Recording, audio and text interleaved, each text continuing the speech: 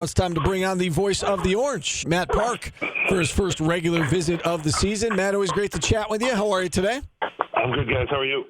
We're great. I know you got your first look at the depth chart along with the rest of us earlier in the week. What stood out to you on the two deep?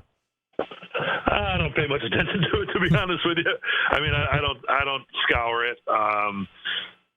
They got a lot of good players. We went to.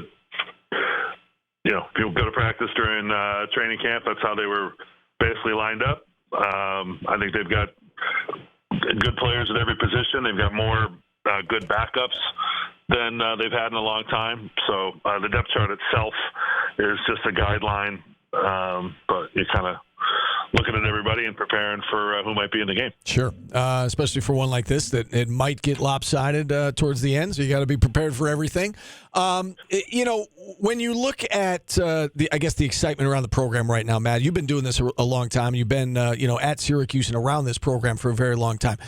It feels different. I mean, can you put into words how different this feels with Fran Brown running the show, and as you said, all the talent on this roster and the expectations going into this year?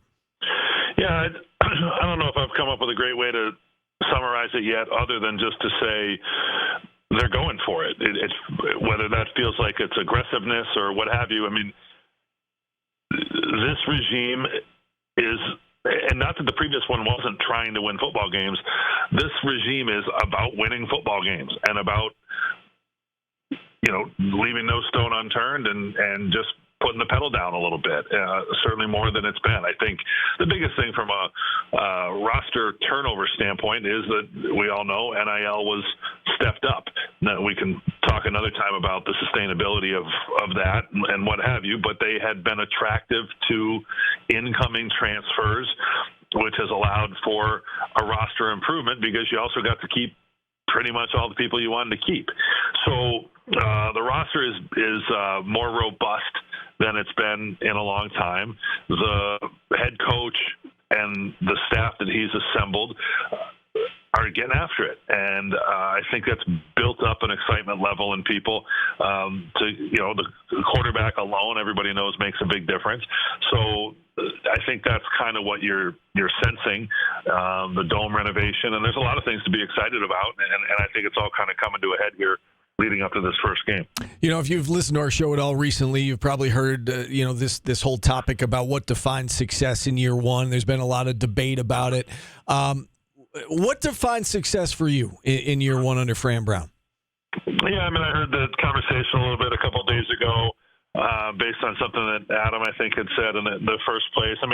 I guess where I would come down on it is you can be trending in the right direction and have a 6-6 season, but I think we'd all be fooling ourselves if you didn't think 6-6 was a little bit of a letdown or disappointment from where we sit here in August. Now, again, I don't think you should be thinking that 10 wins plus are in the bag either, but somewhere in the middle there is what I think is the appropriate target of expectation. And, let's see how it unfolds. I'm not a big prediction guy. I think, given the way you guys have logged in on the conversation, all that's changed has all been for the better. Every aspect of the program that you can think of is in better shape now than it was at the end of last season. I can't think of an exception. It's not like, we got A, B, and C, but we lost so-and-so. There isn't any but right now. So to think you're going to wind up with the same record as last year and call it a success, I'd have a hard time with that. With the asterisk that I think you'd still be better off in terms of an overall situation for the future. But if, people want to see, we want to win games. Everybody wants to win games, and I think the expectation is to win more than 6 this year. Yeah, and I guess looking at this first opponent, Matt, I know we touched on this the last time you were on, but what stands out to you about Ohio now that you've been able to kind of delve deep into the Bobcats? Well, they've lost a lot, but I think when you think about Ohio, it's a program. On paper only is it a short-term head coach, And by the way, if you've been a head coach for 4 years now, you've actually stuck it out, which is not as common around the game. But he had been an assistant for a long time, and Frank Solich was as solid as the day is long, and so they know who they are. And while they've lost a great deal of personnel, that's what happens now, especially at the modern circumstances at the MAC level. If you're any good, you're plucked by the Big Ten primarily, but by a lot of other major programs, and that's what's happened. A lot of their best players have moved on to places like Indiana and Minnesota, and that's the way it goes. So they don't return a lot of starters from last year's team that won 10, finished with a 4-game winning streak, won a bowl game, but they bring back people who've been in that culture and in that program. So the Syracuse coaches are concerned about Parker Navarro. He said right off the bat, you're dealing with a dual threat kind of QB that's a big part of what they do. I think it's a great appetizer for Haynes King of Georgia Tech, who comes in next week and is one of the best quarterbacks, certainly in the ACC, if not the country. So that's kind of the intriguing part. But Syracuse has better personnel. And the overall, maybe going back to one of your early questions, is about this season. The schedule's not as soft as some want you to believe, but there aren't going to be games this year that Syracuse goes into, and you're going to say right from getting off the bus, they're outclassed in terms of personnel. They won't be this year. Florida State and Clemson off the schedule, that eliminates that. In this case, they've got a better team, better players. They should win the game. In terms of, a team's identity, and maybe it's too early to ask this question because we haven't seen them actually play yet, but we knew what Dino wanted to do, right? He talked about, orange is the new fast and up-tempo, and we're going to snap the ball every 17 seconds.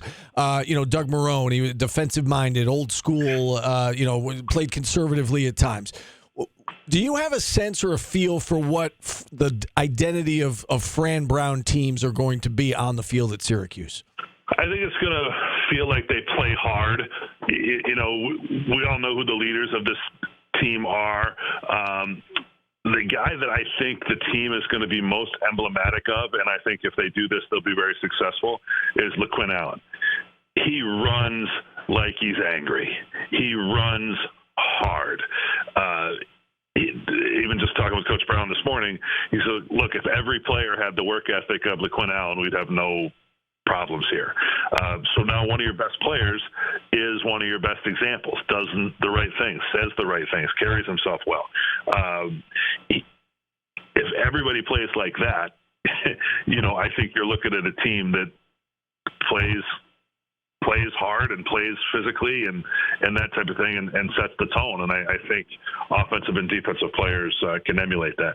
So it's hard to say too early right now, given what's new in the coaching staff and that type of thing. But I think they really know ball. I'm curious to see how everything kind of meshes together. But I think it's going to be a really fun team to watch. And I just keep coming back to the material. They've got more good players than Syracuse has had in an awfully long time. And you knock on wood in terms of the health and all of that, but the depth is improved. And I think that's what you're looking at, and then so they should have answers. Play the schedule out as it goes, and let's see how they handle it. All right, and first up, of course, Ohio, 3:30 on Saturday. How do you see this game playing itself out? And in terms of keys to the game, I mean, we expect Syracuse is going to win, but what are some of the keys you think for this team going into the opener? I think everybody wants to see clean play from the start. No broken tackles on defense, no turnovers, minimize your penalties. If you do have penalties, make them in the commission category, not omission, not false starts, not stuff like that. None of us really know exactly what to expect from the Dome. It looks a whole lot better. That's awesome. The sound system will be better because the seats aren't metal.